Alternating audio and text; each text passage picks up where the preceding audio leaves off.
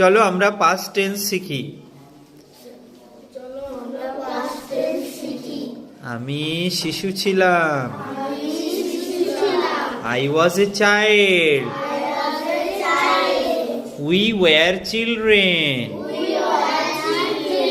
আমরা ছিলাম শিশু। আমরা এটা বহুবচনে লিখেছি, তাই না? We were children। এক বচনে হবে এ চাইল্ড আর বহু বচনে হবে চিলড্রেন। চলো তাহলে ইউ ওয়ার এ চাইল্ড, তুমি ছিলে একজন শিশু। তোমরা ছিলে শিশু।